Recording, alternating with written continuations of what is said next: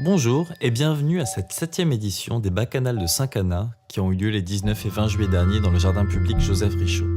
Les Bacchanales sont un lieu d'échange, une passerelle entre culture artistique et viticole. Cette année encore, c'est donc un événement convivial et festif autour du vin qui a été proposé à un public qui a pu ainsi déguster les meilleurs vins locaux en découvrant une programmation artistique aussi riche que surprenante. Avec tout d'abord de la danse, puisque la compagnie Grenade présente pour ses 20 ans des extraits de spectacles de grands chorégraphes. L'originalité peut-être de ce projet, c'est que normalement ces spectacles ont été dansés par des adultes et que là ce soir ils vont être dansés par des enfants, des adolescents et quelques adultes sur la pièce d'Abou Lagra à la fin, qui doivent se débrouiller avec des techniques qui sont bien plus difficiles que ce qu'ils savent faire en réalité.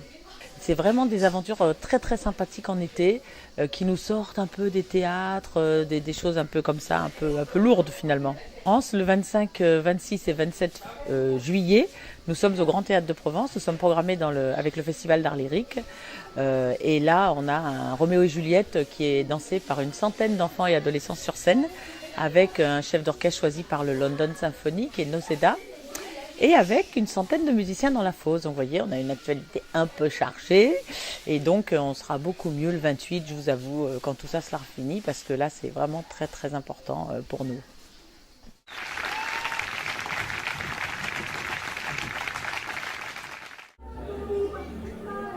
En deuxième partie de soirée, la danse a laissé place à un ciné-concert du Bamboo Orchestra d'après le film muet Ghost de Tokyo.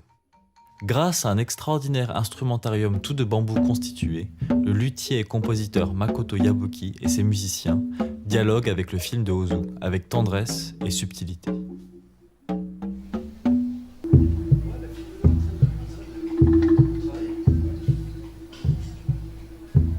Je fais le groupe le Bamboo Orchestra depuis 30 ans. Donc d'abord j'ai commencé au Japon, après je suis venu en France. En France aussi déjà presque 20 ans. Et l'idée c'est de la musique, ce que je fais le Bamboo Orchestra, c'est que je fabrique les instruments en bambou. Bambou c'est l'élément écologique.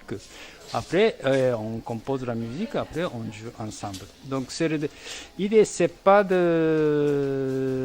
c'est la musique quotidienne, plutôt de comment on peut contacter avec la nature et chercher d'autres valeurs de la musique. C'est le Bamboo Orchestra. Au Japon, ce film n'est pas très célèbre. Par contre, en France, il y a beaucoup de gens qui connaissent ce film. Donc, c'est le Français qui m'a conseillé de faire le ciné-concert de ce film. そう、この映画はとっても面白いからみんな見てくださいね。じゃあね。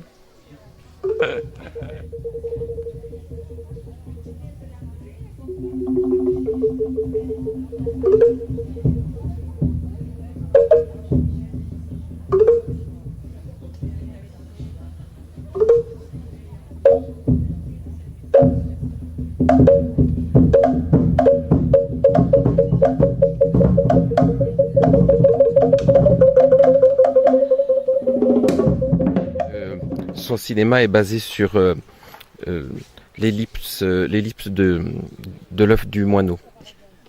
Et c'est ça son œuvre, l'œuf du moineau. Il faut partir de là, après on comprend toute son œuvre. Il y a aussi de l'ambiance, le concept de découvrir des vins aussi qui vont avec le village qu'on découvre. Laurence et toute son équipe se donnent beaucoup de mal depuis des années. Donc là, ça commence maintenant à prendre tournure, à être, je dirais, reconnu par beaucoup de public. Et ce soir, il y a du monde et donc il est normal de les soutenir. Hein. On vient tous les ans. C'était la première fois qu'on le voyait, celui-là, et on s'est régalé. Très bien organisé. Non ? Il y a un peu moins de vin. Un peu moins de vin. Il y a un peu moins de domaines. Un peu moins de domaines représentés, mais sinon, toujours très bien. De voir ces jeunes qui sont en mouvance dans l'action et qui aiment ce qu'ils font. Donc ça se ressent et j'ai beaucoup aimé. Because it was so funny and without speech, it was only with this wonderful music, very inspiring. C'était magnifique, j'aimerais bien danser comme eux, ça me ferait bien plaisir. Et puis j'ai vu des musiciens qui m'ont enchanté. Vous vous rendez compte qu'ils fabriquent ces instruments? C'est unique ça. On apprend toujours dans la vie, hein. Toujours. Et que les imbéciles qui disent qu'ils apprennent rien. Comme j'en fais pas partie, c'est vrai.